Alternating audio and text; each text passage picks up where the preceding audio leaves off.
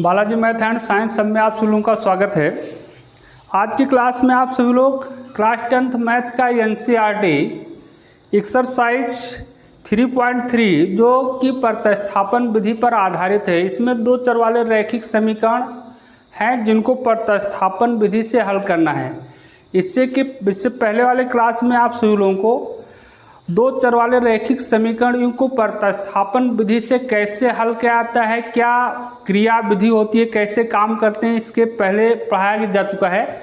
यदि वो क्लास नहीं देखे हैं तो इसका लिंक आपको डिस्क्रिप्शन में मिल जाएगा, देख लीजिएगा, फिर देखिए। और आप सभी लोग यदि हमारे चैनल पर नए हैं तो सबसे पहले चैनल को सब्सक्राइब कर लें और बेल आइकन को भी प्रेस कर लीजिए। तो चलिए स्टार्ट करते हैं। पहला क्वेश्चन आपका है, निम्न रैखिक समीकरण युग्म को प्रतिस्थापन विधि द्वारा हल कीजिए। प्रतिस्थापन विधि से हल करना है तो इसमें एक सवाल इसका फर्स्ट पार्ट दिया गया है, x + y = 14 और x - y = 4 दिया हुआ है। तो आपका ये होगा इक्वेशन नंबर फर्स्ट और ये होगा इक्वेशन नंबर सेकंड, मतलब दो समीकरण दिए हैं।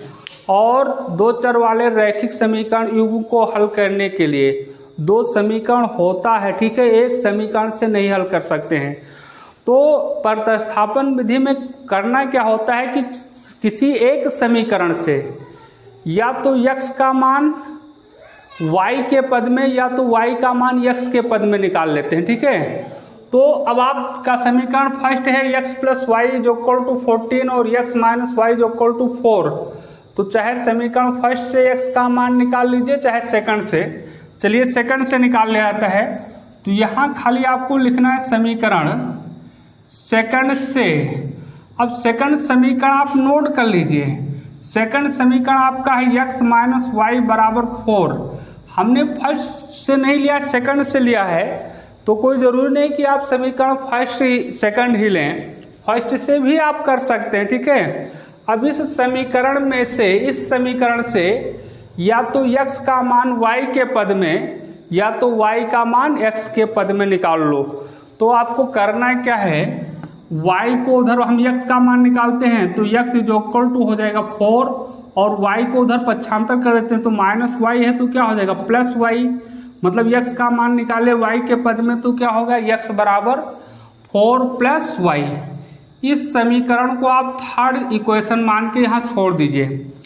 अब आप ध्यान दीजिए कि समीकरण फर्स्ट सेकंड से हमने x का मान y के पद में निकाला है, ठीक है, और किससे निकाला है,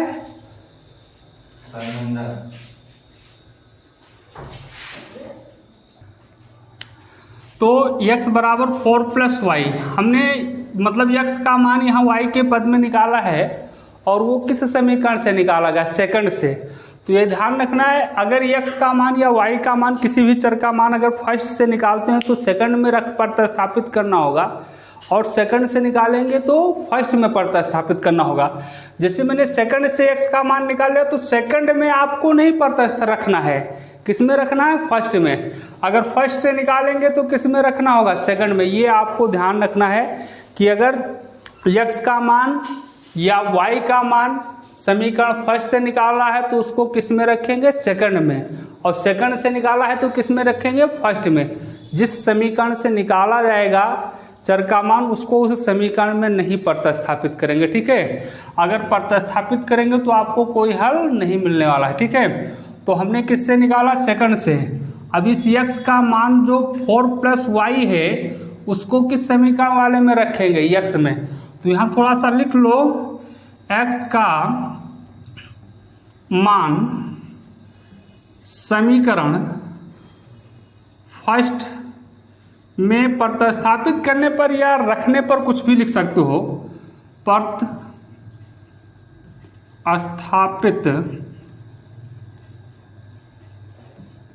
करने पर। तो जब प्रतिस्थापित करेंगे पहले समीकरण फर्स्ट को नोट कर लो, x + y = 14। अब x के जगह पर x = 4 + y है तो इस x के जगह पर क्या लिख लोगे, 4 + y। तो 4 + y ये हो गया और प्लस y ये वाला है।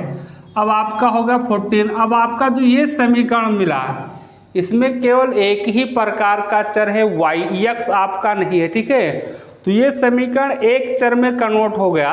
इस तरह से हम इसका y का मान यहाँ से क्या कर सकते हैं, आसानी के साथ निकाल सकते हैं। तो ये 4 प्लस y और y जोड़ोगे तो कितना 2y हो जाएगा, 2y हो गया। और ये 14, हमें y का मान चाहिए चर, तो 2y जो इक्वल टू हो जाएगा 14 माइनस 4, ये प्लस 4 था, उधर पक्षांतर कोगे तो आप जानते हैं माइनस 4 हो जाएगा। तो ये 2y जो इक्वल टू 14 में से 4 माइनस कर दो, 10 बचेगा। तो y जो इक्वल टू आपका हो जाएगा 10/5 दिख रहा है नीचे, 5/2 नीचे दिख रहा है। तो 2 से कैंसिल कर दो, कितना हो जाएगा 5। y जो इक्वल टू नहीं दिखाई देगा, तो y यहाँ नहीं दिख रहा तो ऊपर लिख देते हैं, ठीक। तो y जो इक्वल टू आ गया आपका 5। तो y का मान आपको, ये वास्तविक y का मान पता हो गया, ठीक है। जब y का मान पता हो गया अब आपका, ठीक है, तो अब इस x का मान चाहिए। तो y के इस मान को चाहे समीकरण फर्स्ट में रखो, चाहे सेकंड में रखो, चाहे थर्ड में रखो, किसी भी समीकरण में रखकर आप x का मान भी ज्ञात कर सकते हैं। फर्स्ट आप इसमें आप कोई दिक्कत नहीं है। अब आपको ये नहीं देखना है कि हम फर्स्ट से निकाले, सेकंड से निकाले, थर्ड से निकाले, अब आपको कोई समस्या नहीं है। अब आप चाहे फर्स्ट में रख दो तो भी x का मान आ जाएगा, सेकंड में रख दो तो भी x का मान आ जाएगा, और थर्ड में रख दो तो भी x का मान आ जाएगा, ठीक है। तो किस में रख दिया जाए, थर्ड में रख दो, ठीक है। तो यहाँ लिखिए y का मान समीकरण थर्ड में रखने पर, तो समीकरण थर्ड आपका देख लो है बेटा, x is equal to 4 plus Y. तो x is equal to 4 plus Y, Y के स्थान पर 5 रख दो क्योंकि y का मान मैंने 5 निकाल लिया, 5। तो x इज इक्वल टू कितना हो जाएगा, ऐड कर लीजिए 9। तो ये वैल्यू था आपका y का, और ये हो गया x और y का मान ज्ञात कर लेना ही समीकरण का क्या हल कहलाता है, हल। किसी समीकरण को हल करना है तो उसका मतलब क्या हुआ, x और y का क्या ज्ञात करना है, मान ज्ञात करना है। नीचे आंसर लिख लीजिए आप। अतः जो आया x बराबर 9 और y बराबर कितना आ गया 5। ये आंसर आप चेक भी कर सकते हैं, आपका आंसर जो निकाल के लाए x का मान y का मान सही है उत्तर या गलत है। तो किसी भी समीकरण में रखो, अगर वो संतुष्ट करता है तो सही है, अगर संतुष्ट नहीं करता है तो गलत है। लेकिन आपको सत्यापन नहीं करना है, लेकिन आप अपने उत्तर की जांच कर सकते हैं। जैसे पहला समीकरण है x प्लस वाई बराबर 14, x के स्थान पर 9 लिख लो, y के स्थान पर 5 लिख लो जो इक्वल टू 14। तो 5 और 9 ऐड करोगे तो कितना होगा 14, और ये भी 14 होगा, मतलब संतुष्ट कर रहा है। मतलब इसलिए एक समीकरण में संतुष्ट का, दोनों में संतुष्ट करना चाहिए। तो इसमें भी रखोगे तो देखो x माइनस वाई जो इक्वल टू 4, तो x के स्थान पर 9, y के स्थान पर 5 जो इक्वल टू 4 है ही है। 9 में से 5 माइनस करोगे 4 बराबर 4, ये भी संतुष्ट कर रहा है। अतः आपका ये आंसर क्या है, सही है, ठीक है। अगला क्वेश्चन, ठीक है। अब इसका नेक्स्ट, तो इसका सेकंड पार्ट आपका है, second question, x minus T जो इक्वल टू 3 और s/3 प्लस t/2 जो इक्वल टू 6, इसको भी हल करना है। ये दो चर वाले रैखिक समीकरण हैं, लेकिन इसमें दो चर s और t प्रयोग किया गया है। तो किसी भी प्रकार का कोई भी चर हो सकता है, उसमें किसी प्रकार की कोई दिक्कत नहीं होनी चाहिए। तो ये भी आपको उसी प्रकार से हल करना है, मतलब प्रतिस्थापन विधि से हल करना है। तो आप चाहे यस का मान समीकरण फर्स्ट से यस का मान t के पद में या t का मान s के पद में निकाल लीजिए, या समीकरण सेकंड से यस का मान t के पद में या t का मान s के पद में, किसी में भी निकाल लो। लेकिन समीकरण फर्स्ट से निकालना आपके लिए थोड़ी आसानी रहेगी, सरलता रहेगा, और सेकंड से निकालना आपके लिए थोड़ा सा क्या होगा, टफ पड़ेगा। इस सेकंड समीकरण को भी आप परिवर्तित भी कर सकते हैं, जैसे ये अपान में है, भिन्न में लिखा हुआ है, इस टाइप का अगर आपको परेशानी होती है तो इसको सरल रूप में लिख सकते हो। इस 2 से यस का गुणा कर दो तो यस और 2 का गुणा कितना हो जाएगा 2s, ठीक, और प्लस 3 से t का मल्टीप्लाई कर देंगे तो कितना हो जाएगा 3t, और यहाँ पर आपका हर का हर से मल्टीप्लाई हो जाएगा तो 3 दूनी 6 हो जाएगा और बराबर इधर 6 दिया हुआ है। अब फिर ये हो जाएगा आपका 2s और प्लस 3t, और इस 6 से इस 6 में मल्टीप्लाई हो जाएगा तो बराबर कितना हो जाएगा 36। तो इस तरह से इसको भी कन्वर्ट कर सकते हो, वहाँ से भी सॉल्व हो जाता है, यहाँ से भी सॉल्व हो जाएगा। अब आपका समीकरण सेकंड होगा 2s plus 3t is equal to 36। अब चाहे यस समीकरण फर्स्ट से यस का मान निकालो t के पद में, या t का मान निकालो यस के पद में, किसी भी एक चर का मान निकाल लेना है किसी भी समीकरण से। चलिए इस बार समीकरण सेकंड से फर्स्ट निकालते हैं, तो यहाँ केवल लिख लीजिए समीकरण फर्स्ट से। अब समीकरण फर्स्ट आपका है S minus T is equal to 3, तो S minus T is equal to 3 हो गया। यस का मान निकाल लेते हैं टी के पद में, ठीक, तो यस बराबर हो जाएगा, मतलब यस का मान निकालने के लिए आपको टी को उधर पक्षांतर कर देना है, तो 3 और ये माइनस टी है तो उधर जाएगा तो क्या हो जाएगा प्लस टी, और इसको समीकरण नंबर 3 मान लीजिए। इतनी बात तो क्लियर हो गई। अब आपको भी इससे पहले वाले पार्ट में बताए थे कि यदि आप समीकरण सेकंड से निकालते हैं तो फर्स्ट में रखेंगे, और फर्स्ट से निकालते हैं तो किस में रखेंगे सेकंड में। तो यहाँ यस का मान किस समीकरण से निकाला गया है, किस समीकरण से निकाला, फर्स्ट से, तो किस में रखोगे सेकंड में रखेंगे। तो यहाँ लिख लीजिए यस का मान, दिख तो रहा है ना, बोलो समीकरण सेकंड, क्योंकि फर्स्ट से निकाले हैं इसलिए हम सेकंड में रखेंगे, ठीक है, ठीक।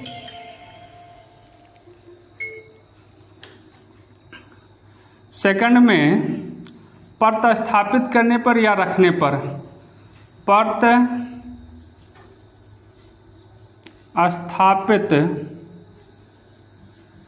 करने पर, तो जब प्रतिस्थापित करोगे तो पहले समीकरण सेकंड नोट करो, ये है, हमने बदला हुआ रूप में चाहे उसमें रख लेते तो ये रहे 2s और plus 3t is equal to 36 है, ठीक। अब इसमें यस के स्थान पर आपको रखना क्या है 3 प्लस टी, क्या रख देना है 3 प्लस टी रखना है, तो रख लीजिए 3 प्लस टी, तो ये होगा 2, और यहाँ ब्रैकेट लगा दीजिए यस के जगह पर, यस के जगह पर क्या लिख रहे हैं 3 प्लस टी, तो ये हो गया आपका 3 प्लस टी, और इधर आपका ये प्लस 3t है ही है, और जो इक्वल टू होगा 36।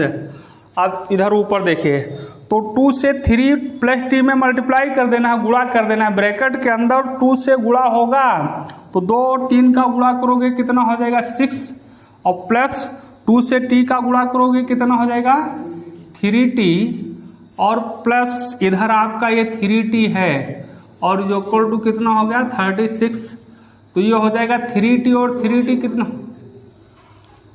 2t से है, 2 से गुणा करेंगे, यहाँ ध्यान नहीं दे, तो ये 2t हो जाएगा। देखो अरे फिर से देख लो, तो हटाओ,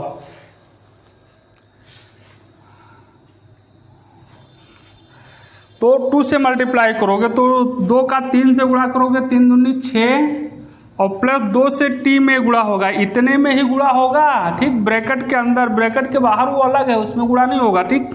तो 2 से t का गुणा करेंगे तो 2t, और प्लस ये इधर 3t, ये वाला लिख ले, ये वाला 3t वहाँ हो गया, बराबर ये होगा 36। तो देखो 6 और प्लस 2t और 3t ऐड कर लिए तो 5t हो जाएगा, और ये होगा 36। अब 5t मतलब ये एक चर में कन्वर्ट हो गया, तो एक चर का कन्वर्ट हुआ तो एक चर का मान निकालिए, तो इसलिए 6 को उधर क्या कर देंगे पक्षांतर कर देंगे, ठीक है। तो 5t बराबर हो जाएगा 36, और ये -6, क्योंकि +6 है तो उधर ले जाएंगे तो क्या हो जाएगा -6, तो ये हो जाएगा 5t इज इक्वल टू 30। यहाँ से ऐसे भी काट सकते हैं, 5 एकम 5 और 5 छक 30, तो t इक्वल टू कितना आया 6। कोई दिक्कत? t का मान निकल आया। अब आपको s का मान भी चाहिए, ठीक है। तो t का मान आपको वास्तविक मान पता हो गया है, तो t का जो मान निकला वो चाहे समीकरण फर्स्ट में रखो, चाहे सेकंड में रखो, चाहे थर्ड में रखो, s का मान निकल आएगा। तो यहाँ लिख दीजिए, चलिए थर्ड में रख लेते हैं। तो t का मान समीकरण फर्स्ट नहीं थर्ड में रख रहे हैं, थर्ड में रखने पर थर्ड समीकरण आपका है क्या? देखो थर्ड समीकरण यस बराबर क्या दिया है, 3 + t दिया है। तो यस इक्वल टू 3 + t। अब आपको यस इज इक्वल टू करना क्या है, t के स्थान पर t का मान रख देना है। t का मान कितना निकाला गया, 6, तो ये हो जाएगा 3 + 6, तो यस इज इक्वल टू कितना हो जाएगा 9। मतलब यस और t दोनों के मान पता हो गए। नीचे उत्तर लिख लीजिए, अतः s बराबर 9 तथा t बराबर कितना 6, ठीक है। यही आपका आंसर हो जाएगा। अगला क्वेश्चन,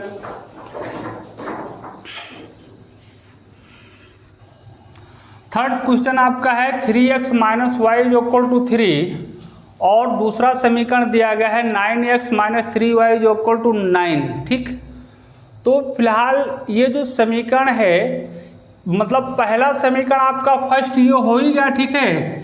3x - y = 3 और ये जो 3x - 3y = 9 है, इसको हम मान लें सेकंड। अब वही काम इसमें भी करना है, ठीक। मतलब चाहे समीकरण फर्स्ट से तो x का मान निकालो y के पद में, या समीकरण सेकंड से y का मान किस में निकाल लो, x के पद में, किसी का मान निकाल सकते हैं, चाहे x का मान या y का मान, चाहे समीकरण फर्स्ट से या सेकंड से निकालिए। तो चलिए समीकरण फर्स्ट से, तो देखो समीकरण फर्स्ट से ही निकाल लेते हैं। फर्स्ट समीकरण आपका है 3x - y = 3। अब यहाँ से x का मान भी निकाल सकते हो, y का मान निकाल सकते हो। चलिए इस बार y का मान निकालते हैं, लेकिन इस समीकरण का कोई हल नहीं है, ठीक। देखिए, क्योंकि यहाँ अभी इससे पहले वाले क्लास में आप पढ़ चुके हो इनके अनुपात के बारे में।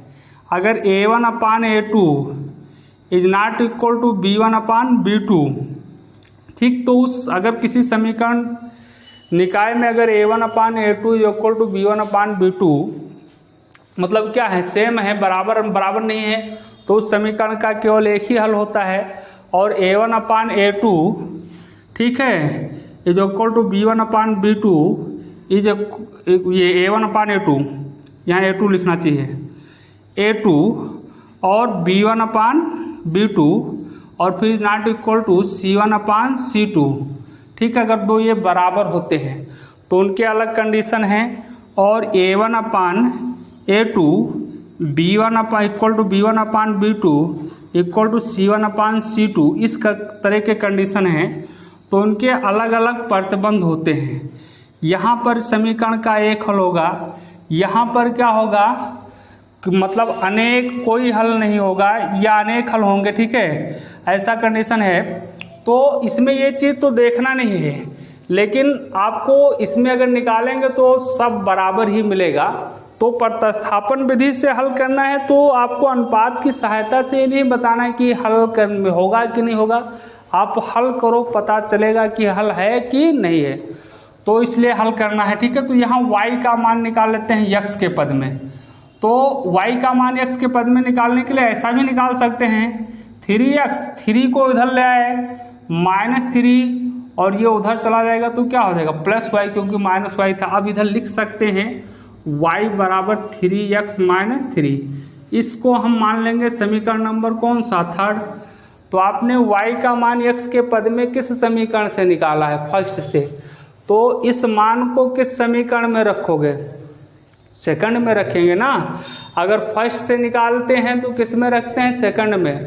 सेकंड से निकालते हैं तो किस में रखते हैं, फर्स्ट में। ये ध्यान रखना है हमेशा, ठीक है। तो हमने समीकरण फर्स्ट से निकाला, इसलिए किस में रखेंगे, सेकंड में, ठीक है। तो यहाँ देखिए लिखोगे y का मान समीकरण सेकंड में रखने पर या प्रतिस्थापित करने पर कुछ भी लिख सकते हो। प्रतिस्थापित करने पर, तो प्रतिस्थापित करेंगे तो 9x समीकरण सेकंड है -3y जो इक्वल टू 9 है। अब x के प्लेस पर मतलब x के स्थान y के स्थान पर आपको क्या रखना है 3x - 3। तो ये 9x ऐसे लिखे रखो और माइनस लगा दिए 3 इंटू y के स्थान पर क्या लिखोगे 3x - 3। यहाँ ब्रैकेट लगा देंगे क्योंकि 3 इधर है, ठीक, बराबर क्या होगा 9। तो 9x - 3 से मल्टीप्लाई कर दोगे तो माइनस से कितना हो जाएगा 3x और माइनस से माइनस का मल्टीप्लाई प्लस और ये 3 जा 9 इक्वल टू क्या हो जाएगा 9। तो यहाँ से ये 3 से गुणा करोगे तो 9x हो जाएगा, बस इतने देखना, ठीक है। तो अब 9x प्लस में ये माइनस में कैंसिल हो गया तो यहाँ आया 9 इज इक्वल टू 9। मतलब यहाँ इस समीकरण में x ही नहीं बचा, चर ही नहीं बचा कि बचा, मतलब चर है ही नहीं, x है ही नहीं, कैंसिल हो गया। तो इससे ये निष्कर्ष निकलता है कि यहाँ पर x और y का कोई हल नहीं है, इस समीकरण युग्म का कोई हल नहीं है। तो यहाँ नीचे लिख लेना है, अतः इस समीकरण युग्म का कोई हल नहीं है, कोई हल नहीं है, ठीक। अगला क्वेश्चन, तो थर्ड क्वेश्चन आपका है 0.2x plus 0.3y is equal to 1.3 और सेकंड इक्वेशन दिया है 0.4x प्लस 0.5y इंटू मतलब इज इक्वल टू 2.3 ये इक्वेशन दिए हैं। तो इनको अब ये फर्स्ट इक्वेशन हो गया और ये हो गया सेकंड इक्वेशन। तो हल करने का नियम वही है, उसी प्रकार से हल कर सकते हैं। लेकिन ये दशमलव वाली संख्याएं हैं, अगर दशमलव को देखकर डर लगता है तो दशमलव खत्म भी किया जा सकता है। मतलब प्रत्येक समीकरण में वह एक अंक बाद, दशमलव के बाद केवल एक अंक ही हैं। तो दोनों समीकरण में 10 से अगर गुणा कर दो तो दशमलव क्या हो जाएगा, हट जाएगा। अगर आप दशमलव हटा के करना चाहते हैं, कब, जब दशमलव से डर लगता हो तब, ठीक है। अगर नहीं करना चाहते हैं तो उसी प्रकार से इसी कंडीशन में लग जाएगा। अगर दशमलव हटाना चाहते हैं तो दोनों समीकरण में 10 से क्या कर सकते हैं, गुणा कर सकते हैं। क्यों कर सकते हैं, देखिए जैसे ये समीकरण लिखा 2x plus 3y equal to 5, तो इस समीकरण के प्रत्येक पद में आपको ये अधिकार है कि किसी भी संख्या से गुणा कर सकते हैं और किसी भी संख्या से क्या कर सकते हैं, भाग कर सकते हैं। मतलब तो गुणा करने पर किसी समान संख्या से दोनों पक्षों में पूरे समीकरण में गुणा कर दोगे तो मान में कोई प्रभाव नहीं पड़ेगा। किसी समान संख्या किसी एक संख्या से क्या कर दो, भाग कर दो, जिससे इच्छा हो उससे भाग कर दो प्रत्येक पद में, तो भी कोई प्रभाव नहीं पड़ेगा। तो अगर दशमलव हटाना चाहते हैं तो 10 से गुणा कर दीजिए। तो जब इससे 10 से गुणा करोगे तो ये हो जाएगा 2x और ये हो जाएगा आपका 3y, ये आपका हो जाएगा, फर्स्ट में 10 से गुणा करोगे तो 2x plus 3y is equal to 13 और ये इसमें गुणा करोगे तो ये हो जाएगा 4x plus 5y is equal to 23। मतलब समीकरण ये हो जाएगा थर्ड, इसको हम मान लिए और इसको मान लिए फोर्थ। कोई भी समीकरण नाम दे सकते हो। अब 10 से गुणा करने पर अब आपको समीकरण उसी रूप में मिला, दशमलव हट गया तो कोई दिक्कत नहीं है, ठीक है। तो अब आपको करना क्या है, इसमें से चाहे समीकरण फर्स्ट से x का मान निकाल लो y के पद में, या y का मान निकाल लो किसके पद में, x के पद में, या समीकरण फर्स्ट सेकंड तो हो गया दशमलव वाली, ठीक है। थर्ड या फोर्थ पर काम करेंगे। अब हम फर्स्ट और सेकंड तो गुणा करके दशमलव में था, उसको हमने इस रूप में लाया, ठीक है। नहीं लाते तो वही से काम करते, कोई बात ही नहीं, ठीक है। तो चलिए समीकरण फर्स्ट से निकालते हैं। समीकरण थर्ड से निकालेंगे। थर्ड से तो समीकरण थर्ड क्या है, 2x + 3y = 13। अब आपको x का मान निकालना है तो x वाले पद को इधर रखो, y वाले पद को उधर पक्षांतर कर लो। और अगर y का मान निकालना है तो x y वाले पद को बाएं पक्ष में रखो, x वाले पद को क्या करो, दाएं पक्ष में ले जाओ। चलो x का मान निकाला जाए तो ये होगा 2x = 13 और +3y जाएगा तो कितना हो जाएगा, -3y। तो x = आपका हो जाएगा 13 - 3y/2। ये वाला 2 यहाँ बटे में आएगा, ठीक है। ये समीकरण नंबर आपका हो जाएगा 5, क्योंकि फर्स्ट सेकंड थर्ड फोर्थ तक का होगा तो इसको क्या मान लेंगे, 5। अब देखिए x का मान मैंने किस समीकरण से निकाला है, थर्ड से। तो किस में रखोगे, फोर्थ में। फोर्थ से निकालते तो किस में रखे, थर्ड में, ठीक है। तो यहाँ लिख लो x का मान समीकरण फोर्थ में क्या करने पर, रखने पर या स्थापित करने पर।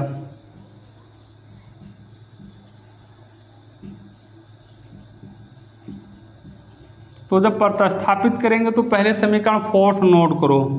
फोर्थ समीकरण आपका कितना है, 4x। अच्छा चलो प्लस उधर छोड़ो, उधर ऊपर लिख लेते हैं, ठीक है। तो ये क्या है, यहाँ लिखते हैं, आगे नीचे लिखेंगे हो सकता ना दिखाई दे। तो 4x + 5y = कितना है, 23।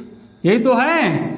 अब आपको x का मान निकाले हैं तो x के प्लेस पर, x के स्थान पर उस समीकरण में क्या रखोगे, 13 - 3y/2। क्या लिखोगे, 13 तो यहाँ 4 लिख लो और ये ब्रैकेट लगा दो। ब्रैकेट x है तो x के प्लेस पर क्या रखा जाएगा, 13 - 3y/2। तो ये होगा 13 - 3y/2 और इधर आपका ये +5y और बराबर ये क्या है, 23। इसमें कोई परिवर्तन होगा नहीं, ठीक। अब क्या करेंगे, 4 से मल्टीप्लाई कर दो 13 और 3y में, ठीक है। तो ये हो जाएगा 13 × 52 और -4 12y और इतने का अपन नहीं, 2 से कैंसिल भी हो रहा है तो कैंसिल कर दो, ठीक है। 2 से यहाँ 4 कट रहा है तो आसान हो जाएगा, काट देंगे तो 2 × 1 = 2 और 2 × 2 = 4। तो यहाँ बचेगा 2 और इंटू बचा 13 - 3y और इधर आपका ये है 5y = कितना होगा, 23।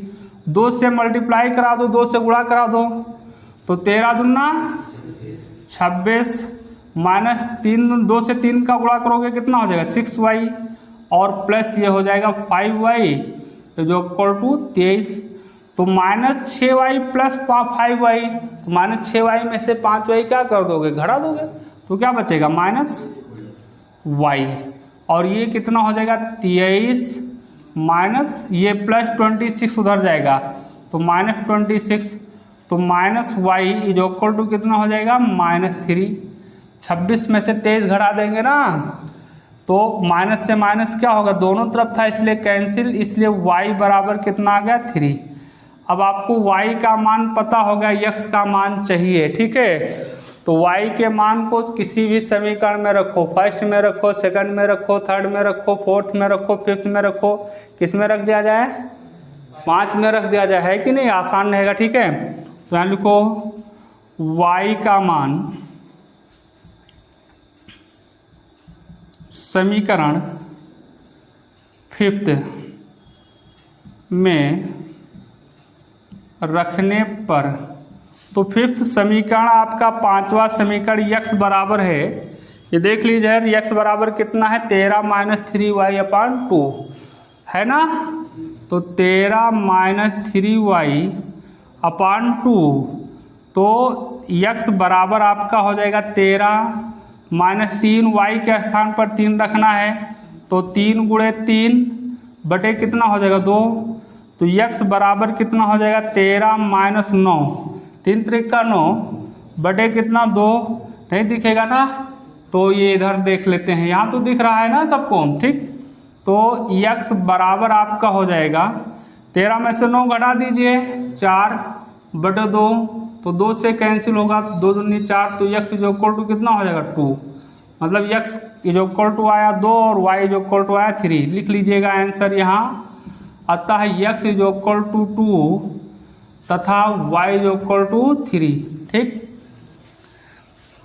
चलिए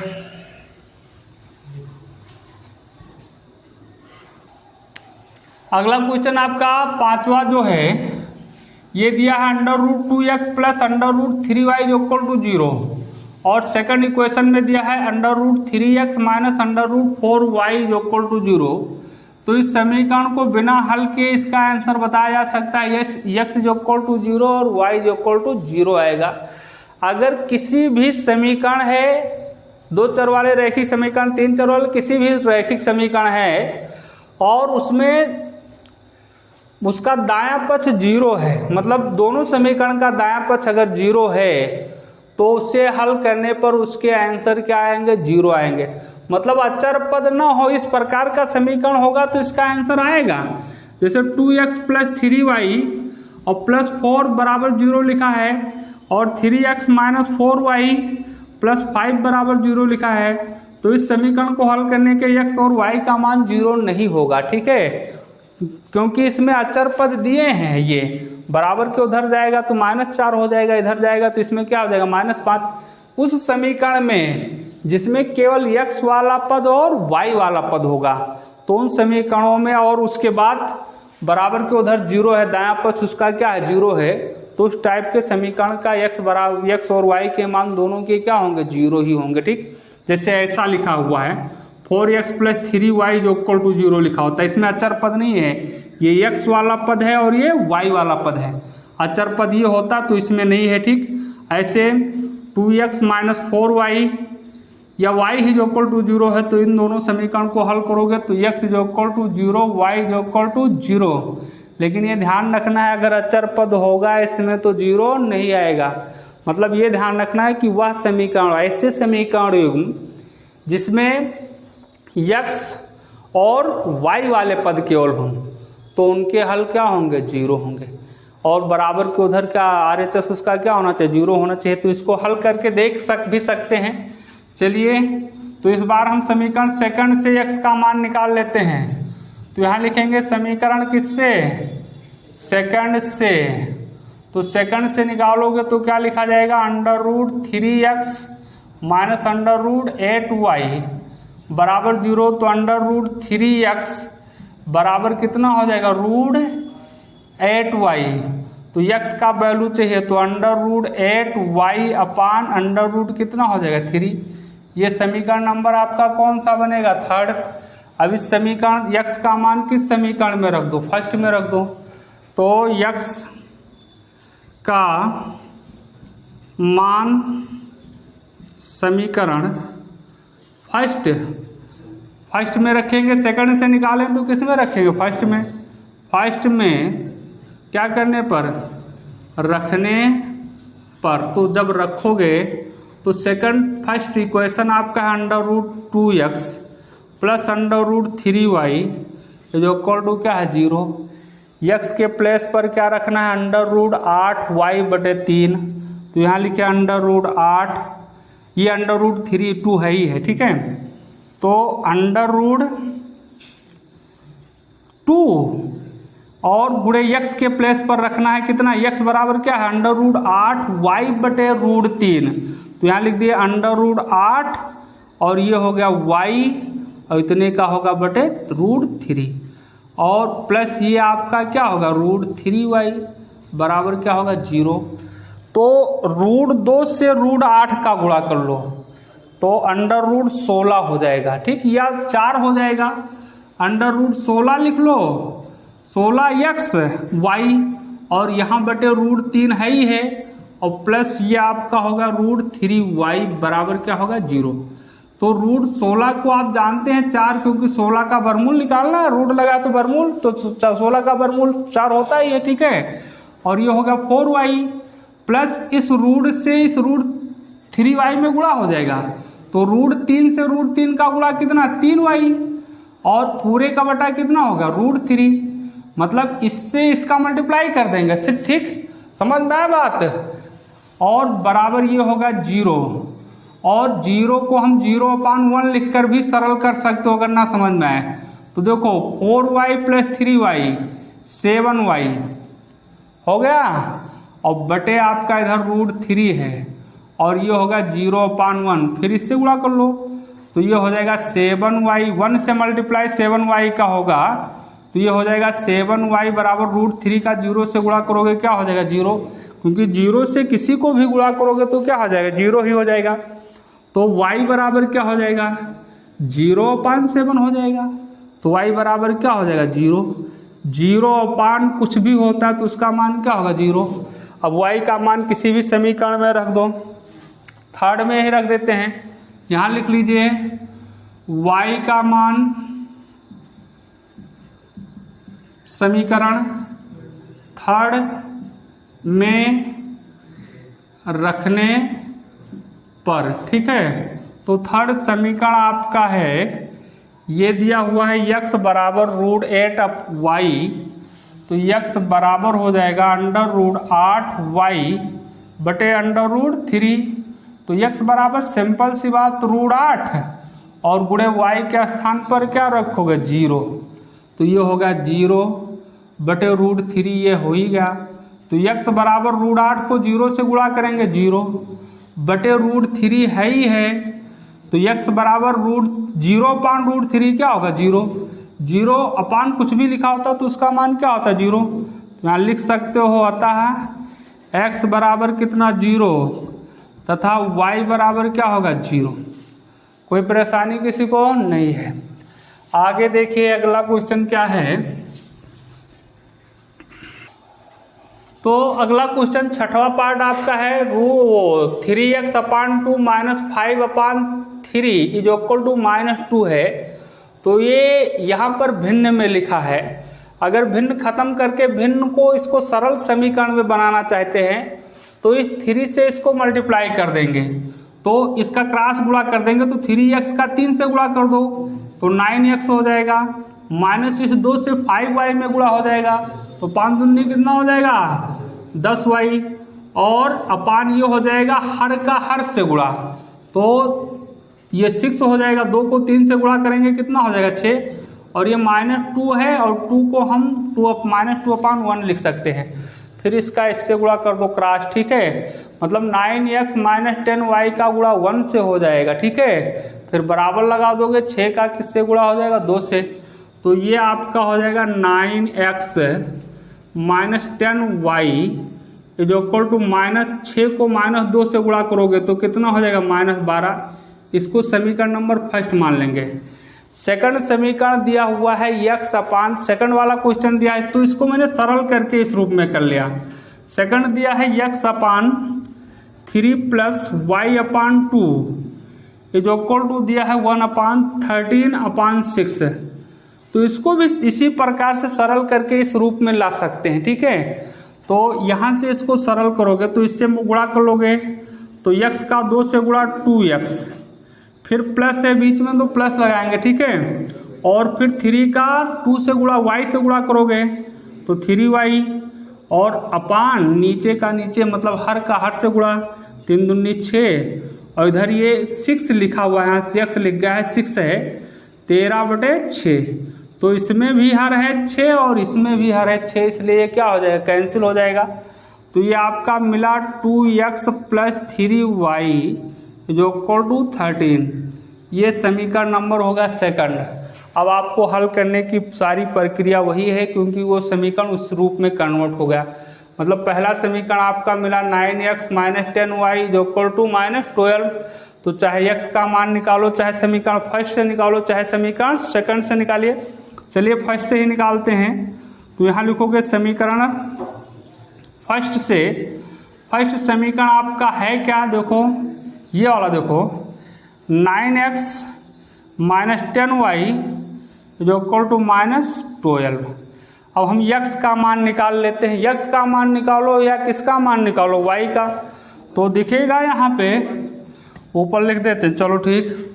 तो ये हो जाएगा 9x में x का निकाल लेता हूँ तो -12 और 10y को उधर हम पक्षांतर कर देंगे तो क्या हो जाएगा, माइनस में है तो उधर जाएगा तो क्या हो जाएगा +10y। तो x इज इक्वल टू कितना हो जाएगा -12 + 10y और ये 9 इसमें आएगा तो हर में आएगा, बटे में आएगा, कितना हो जाएगा 9। समीकरण नंबर ये कौन सा होगा, थर्ड। इसमें किसी को परेशानी कोई नहीं है, ठीक है। अब x का मान किस समीकरण में रख दिया जाए, सेकंड में रखोगे ना। किस समीकरण से निकाले हैं, फर्स्ट से, तो किस में रखोगे, सेकंड में। तो लिखो x का मान समीकरण सेकंड में क्या करने पर, चलो रखने पर लिख दो या प्रतिस्थापित करने पर कुछ भी लिख सकते हो। तो समीकरण सेकंड है क्या, 2x + 3y is equal to 13। तो ये होगा 2x + 3y is equal to कितना है 13। तो 2 और x के स्थान पर क्या लिखोगे, -12 + 10y बटे 9।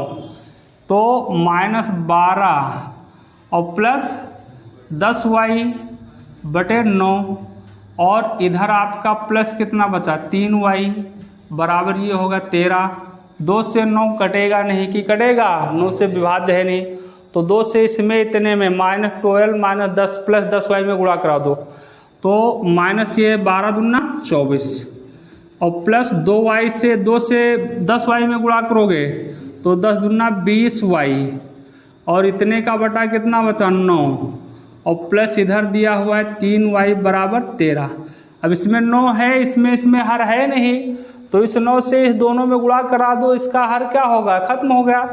तो ये हो जाएगा -24 प्लस ये कितना हो गया 20y, इधर क्या हो जाएगा 9 से गुणा करोगे 9 3 नहीं प्लस है बेटा, प्लस और ये कितना हो जाएगा 27y और 9 से 13 में भी गुणा करोगे तो 13 9 या 117। ठीक, अब ये 27y और ये 20y, तो 27 और 20 कितना हो जाएगा 47y। ठीक, अरे 7 और 0 7 और 2 2 4 बराबर ये कितना हो जाएगा 117 और 24 उधर चला जाएगा, -24 को उधर ले जाओगे तो ये हो जाएगा 24। तो 47y बराबर हो जाएगा, एक ये जोड़ लो 7 4 11 और 2 और 1 3 और 1 हासिल बचा था 4 और ये 141 नीचे दिखेगा नहीं, हो सकता है तो ऊपर लिखते हैं। तो y बराबर कितना हो जाएगा 141 बटे 47, 47 से काट दो, 47 3 मरतबा जाएगा, 7 3 21। ठीक, और 3 चौक 12 और 2 हासिल बचा था तो 47 तैयार हो जाएगा, 3 जाएगा। तो y बराबर कितना निकलेगा 3। और अब y का मान किसी भी समीकरण में रखिए, चाहे फर्स्ट में रखो, चाहे सेकंड में रखो, चाहे थर्ड में रखो। तो y का मान किस समीकरण में रख दिया जाए, थर्ड में रख दो। थर्ड समीकरण है क्या, लिखिए यहाँ, इधर ध्यान रखिएगा, y का मान समीकरण थर्ड में रखने पर लिख लीजिएगा। तो x बराबर -12 प्लस 10y बटे कितना है 9।